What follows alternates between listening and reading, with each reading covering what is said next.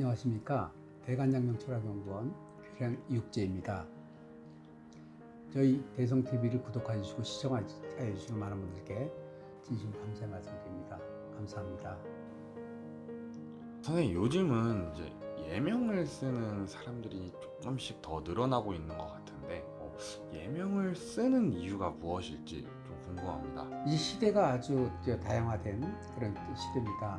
또 직업군도 예전 직업군과 달리 정말 다양한 직업군이 있는데 이 직업군에 따라서 이렇게 예명을 쓰는 경우가 많이 있습니다. 혹은 이제 영업하는 분야라든지 예전에 글 쓰는 분들, 방송하는 분들, 작가들 이런 분들이 이제 주로 필명을 쓰셨고 연예인들이 이제 예명을 쓰셨는데 요즘은 자기 직업군에서도 예명을 많이 쓰는 경우거든요. 직업에 따라서 또 기획자들, 디자이너들 혹은 그 방송과 연관된 있는 분들, 크리에이터 혹은 이제 야간에 근무하시는 분들 이런 분들도 이제 예명을 많이 쓰는 경우인데 좋은 방법은 본명을 예명처럼 쓰는 게 좋은 방법인데 개명이 어려운 분들이 있습니다. 금전적으로 파산이라든지 회생 절차에 들어간 분들 같은 경우는 이제 개명이 어려운 경우가 있어서 예명을 쓰는 경우인데 예명을 쓰는 경우라도 이제 사주에 좀 필요한 구성을 맞춰서 써주게 되면 복의 기운이 따라갑니다. 불려지는 힘들이 있거든요. 그래서 그런 힘들이 좋게 되면 우리가 좋지 않은 이름에 따라다니는 그런 꼭 일들이 있습니다. 어떤 일들이냐면 주거의 불안, 직업의 불안, 가정의 불안.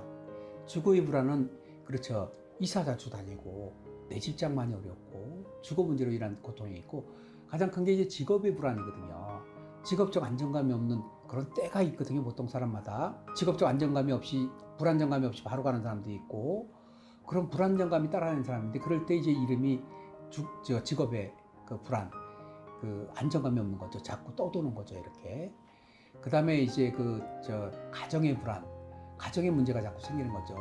사소한 일이 말다툼이 되고 이별이 되고 별거가 되고 또 이렇게 되는 그런 가정의 불안, 또 한 번 이혼했는데 사람 만나면 또 이혼한다든지 그런 문제가 따라다닙니다. 가정의 불안, 주거의 불안, 직업의 불안. 이럴 때 이제 이름을 아까 말씀드린 대로 쉽게 쓰는 것보다 내가 어쩔 수 없이 예명을 쓴다 혹은 필요에 의해서 예명을 쓴다, 그 직업상 이럴 때 그 이름의 구성을 잘 갖춰주면 그런 불안감이 좀 해소되면서 내가 하는 일에 시너지를 얻을 수 있습니다. 시너지 효과를 볼 수가 있습니다. 그래서 혹시 예명을 쓰신다 하면 내가 나 만족한 예명이야 이렇게 쓴다면 그대로 쓰시는 게 좋고요. 혹시 내가 좀 예명이라도 좋은 이름 써볼까? 이러다 나중에 기회 되면 개명해볼까 하면 사주의 고려, 사주에 필요한 그 오행에 그 구성 합당한 이름을 쓰는 게 좀 더 좋은 방법이라고 볼 수 있습니다. 예명을 많이 쓰는 이런 시대에 예명도 경쟁력이다. 그래서 경쟁력 있는 이름을 쓰는 게 중요하지 않을까 하는 게 저희 생각입니다. 이름을 지을 때 궁합을 보지 않고 이름을 그냥 지어도 상관이 없을까요? 문의 전화 중에 그 할머니 할아버지들이 이제 그런 말씀을 많이 해주세요. 우리 그 손주 엄마 아빠 궁합 잘 맞춰서 정말 좋은 이름을 해주세요. 이렇게 해주시고 그럴 때 제가 이름은 엄마 아빠 궁합을 놓고 짓지는 않습니다. 엄마 아빠 생년월일이 필요한 경우는 이제 자녀의 교육 방법이라든지 엄마 아빠의 성향, 그 다음에 거기에 따른 조언을 해드리려고 필요한 겁니다. 이렇게 말씀드리면 아니 엄마 아빠 필요한 거를 이렇게 해주셔야지 어떻게 애기 이름을 궁합도 안 보고 지어주나요? 이렇게 물어보는 분들이 예상률이 있으신데 요즘 젊은 그 MZ세대 엄마들은 그렇지 않거든요. 그러나 이제 예전 분들이 그런 말씀을 해주시는 건 어떤 이유이냐면 예전에 우리가 50년대 이전에 옛날 사람들은 한 번 결혼하면 이별이 거의 없었습니다. 사별은 있었어도 이별은 없었습니다. 그냥 남전여비 이래서 여자 한 번 결혼하면 이혼 이런 거 없었고 남자도 이혼이 아니라 첩을 두거나 작은 부인을 두거나 이렇게 했지 이혼이 아니었기 때문에 그럴 경우에는 이제 엄마 아빠를 살펴서 그 엄마 아빠가 물이 부족하니까 이 아들에게 물을 넣어줘야 되겠다.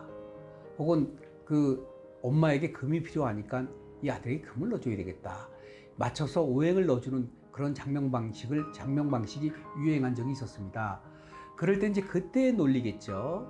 지금 폴더폰의 논리하고 스마트폰하고 틀리죠. 그런 것처럼 그 당시의 논리였는데 문제는 뭐냐면 엄마 아빠 궁합을 보고 자녀 이름을 지어주는 방식은 어렵진 않습니다. 그러나 약한 점이 뭐냐면 자녀의 사주의 약점을 보완하는 힘이 약하고, 또 하나 그렇게 궁합대로 이름을 지어줬을 때 만약에 엄마 아빠가 이혼하고 아빠가 새로 들어왔다든지 새엄마가 들어왔다든지 그러면 그때 이름은 어떻게 되나요? 또 다시 개명을 해줘야 되죠. 그럼 한 가정이 그 3번씩 결혼하고 그 2번씩 결혼하고 이런 가정이 요즘 많이 늘어났거든요. 그럼 그때마다 이름을 바꿔줘야 되는 얘기가 나오는 건데, 현대적 장명은 그렇지는 않고 엄마 아빠와 아기의 궁합은 이미 정해져 있습니다. 어떤 방법을 쓰느냐에 대한 설명이고, 자녀의 사주를 보면 자녀에게 필요한 것들이 있습니다. 오행이 두루 갖춰진 사주 같은 경우는 이제 균형이죠. 균형을 어떻게 잡아주느냐. 혹은 오행이 조금 부족한 경우는 어떤 글자를 어떤 어감으로 어떤 획수에 어떤 조합으로 만들어주느냐. 이런 거에 대한 그 장명이 중요합니다. 이름은 만약에 궁합을 보고 지어줍니다 이렇게 하는 곳이 있다면 예전에 그 어깨너머 배운 분들이 하는 장명 방식이고, 근대적으로 볼 때는 그 엄마 아빠 궁합 지어줍니다 하는 것들은 실력 차이가 조금 있는 그런 장명 방식이다. 옛날 시대 장명 방식이다. 요즘 그렇게 짓지 않습니다. 그래서 이름은 궁합을 보고 짓는 게 아니라 당사자의 사주를 보고 짓습니다. 계명 이름도 마찬가지입니다. 계명 이름을 엄마 아빠 이렇게 궁합을 놓고 지어준다면 그럼 아버님이 안 계시면 어디다 궁합을 맞을까요? 그런 논리 자체가 맞는 논리가 아니기 때문에 그 궁합으로 이름을 짓는 게 아니라 자기 사주의 정체성을 파악해서 정체성의 부족한 기운을 이름 속에 넣어서 짓는다. 이 방식이 맞다 이렇게 보면 됩니다. 요즘은 또 이제 인터넷으로도 이제 감명도 받을 수 있고 뭐 장명, 개명 이런 것들이 좀 잘 되어 있는 것 같은데, 혹시 이제 인터넷으로 개명을 할 때 좀 주의할 점이 있을지 그게 좀 궁금합니다. 요즘은 이제 비대면 상담이 많이 늘어나서 인터넷 그 상담 혹은 스마트폰 상담이 굉장히 활성화되어 있습니다. 그럴 때 이제 보편적으로 뭐 크게 주의될 점은 없지만 상담의 방식에 대해서 조금 신경을 쓰시면 좋을 것 같습니다. 상담 방식이 원장님하고 직접 통화를 하시면서 사주 설명을 충분히 듣고 이름 설명을 듣고 추천을 받는 방식이다 그러면 걱정할 일이 거의 없습니다. 왜냐면 질의응답, 말하고 질문하고 응답하고 이렇게 이어지니까 궁금한 점에 대해서 충분히 해소할 수 있고, 이름에 대해서도 마음에 안 드는 이름에 대한 코멘트를 할 수가 있단 말이죠. 그러나 이제 이런 경우가 있어요. 신청을 하면 시간이 많이 걸려요. 2, 3일 뒤에 메일로 답변이 오는 경우가 있습니다. 그런 경우는 설명을 듣지 못하지 않습니까? 보통 가격이 좀 싼 장명이지 그런 경우가 있고, 왕왕 가격이 비싼 30만 원에서 비싼 장명을 하는데도 이름만 보내는 경우 있습니다. 그런 경우는 아무래도 그렇죠. 신뢰가 덜 가겠죠. 왜냐면 요즘 사주 어플이 있어서 생년월일만 넣으면 장명 이름이 쭉 나오는 경우가 있어서 수작업이 아닌 컴퓨터 작업으로 장명하는 경우가 나올 수가 있어서 그렇거든요. 그런 경우를 보면 저희는 바로 알 수가 있습니다. 왜냐면 이름의 방향이 같이 가야 되는데 상극으로 갑니다. 이쪽 좌우로 갑니다. 이름의 A는 방향이 1번 도로로 가고 B는 4번 도로로 가고, 이거는 사주 고려하지 않고 짓는 형태의 이름들이거든요. 이제 그런 이름을 받았을 때 당황할 수가 있습니다. 그래서 다시 의뢰를 하는데 그럴 때 재장명을 안 해주는 것도 간혹 있고, 왜냐면 내 이름 좋은 이름이다 혹은 재장명을 해주는 경우 있는데 결과는 거의 비슷하거든요. 왜냐면 있는 이름 이렇게 끊어서 많은 데이터에서 이렇게 끊어주는 경우가 있기 때문에 비슷한데, 인터넷 상담할 때 신경 쓰실 점은 상담을 받으면서 이름을 추천받는 것이냐, 이름만 그냥 이렇게 인터넷으로 메일로 받느냐, 요런 구분을 해서 신청하신다 하면 훨씬 스트레스 받을 일이 없습니다. 다만 이전에 제가 설명을 드리는 것처럼 마음에 안 드는 이름이 있으면 어떻게 해요? 다시 주나요? 이제 이런 질문을 받을 수 있는 곳이 바로 이름만 보내주는 곳인데, 그런 경우는 엄마의 생각에 대한 이름이기 때문에 이름이 이렇게 와닿지 않을 경우가 아주 많을 수 있습니다. 그러나 부모나 자녀에 대한 설명을 약간만 들어주셔도, 그럴 때 이제 그런 설명이 그냥 교과서적인 설명 이런 게 아니고 사주에 따라서 상담 방식이 아주 많기 때문에 그냥 똑같은 말을 일종으로 한 그런 상담이 아니고, 이제 사주에 따라서 케이스 바이 케이스 이렇게 상담이 되는 거기 때문에 이해가 되는 부분이 있거든요. 그래서 그렇게 상담을 받는다 하면 걱정하실 일이 없습니다. 그래서 인터넷 신청하신다면 충분히 프로필 보시고 상담 방식을 한번 문의해 보시고, 이건 내가 신뢰할 만하다, 이럴 때 신청을 하시고 장명을 받으시면 후회할 확률이 훨씬 줄어듭니다. 선생님께서 인터넷으로 개명할 때 주의할 점에 대해서 나열을 해주셨는데 많은 시청자분들께서도 고민을 하실 것 같아요. 네.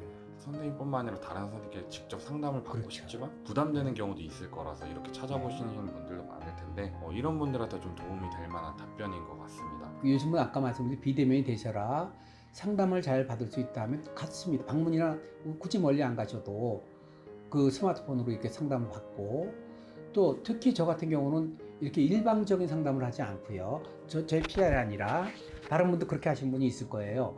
일방적인 상담이 아니고, 만약에 이제 부부가 같이 상담을 받는다든지, 이 부부의 그 헤게모니가 어느 쪽에 있느냐에 따라 틀리거든요. 집안에 따라서 엄마가 힘이 센 집안이 있고요, 아빠가 힘이 센 집안이 있고, 또 할아버지 할머니가 힘이 센 집안이 있습니다.